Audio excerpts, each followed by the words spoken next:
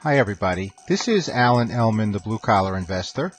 I just got back from a great gym workout, so I'm raring to go to make another Ask Alan video and answer another covered call writing question of the day. Today's question comes from Peter. Alan, I recently sold several contracts for a strike that had no volume or any open interest. Do you stay away from those? Is it more difficult to buy to close at a fair price if the only volume is yourself? Well, Peter, you ask a very pertinent question because looking at option liquidity is something we need to do as covered call writers.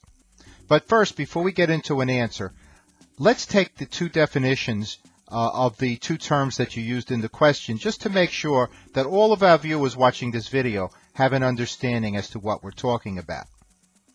So first, you used the term open interest. Well, open interest is the number of outstanding options of that particular type which currently have not been closed or exercised. And here's the important thing. It is cumulative, which means it is an ongoing statistic.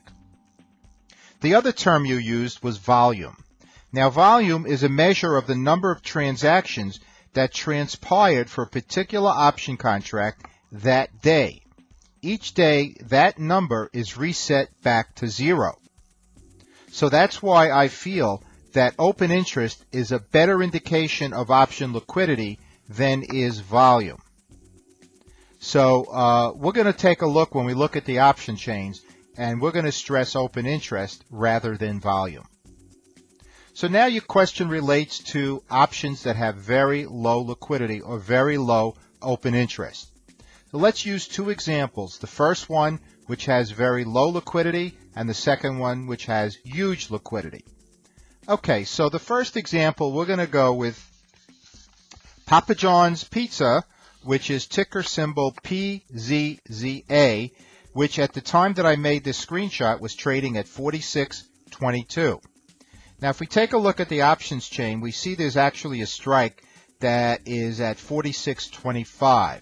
So it's just about an at-the-money strike. However, the open interest is only 16 contracts, very low. And as a result, let's see how it impacts the bid-ask spread. Well, we see the bid in this case is 55 cents. The ask is $2.65. That's a humongous spread of $2.10. And that's huge to overcome in the case that we may have to execute an exit strategy or roll the option at the end of the contract. So when you see a bid-ask spread like this or low open interest, just stay away and don't get involved because you're not going to get favorable trade executions as it relates to the price of the option. Okay, now let's take a look at the opposite end of the spectrum. And in this case, we're going to take a look at Facebook, a stock that at the time I made this video was in my portfolio. And if we take a look at the current price of Facebook was $62.19 at the time I created the screenshot.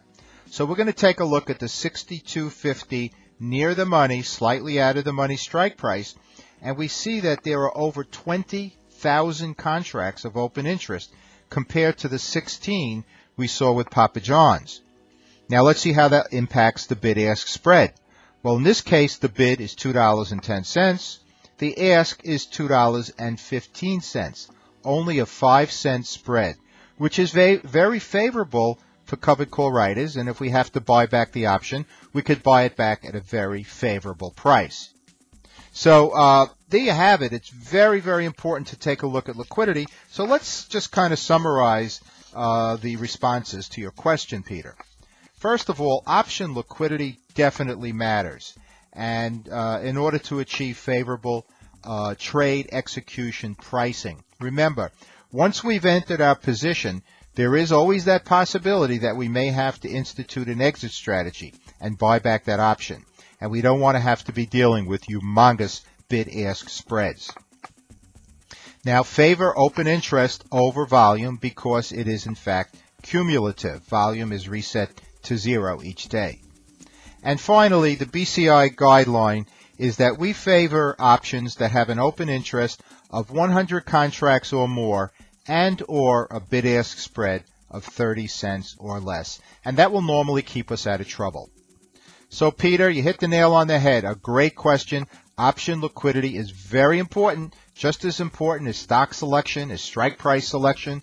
We don't want to get ourselves in trouble and not think long term in case we do have to institute an exit strategy. So thanks so much for that.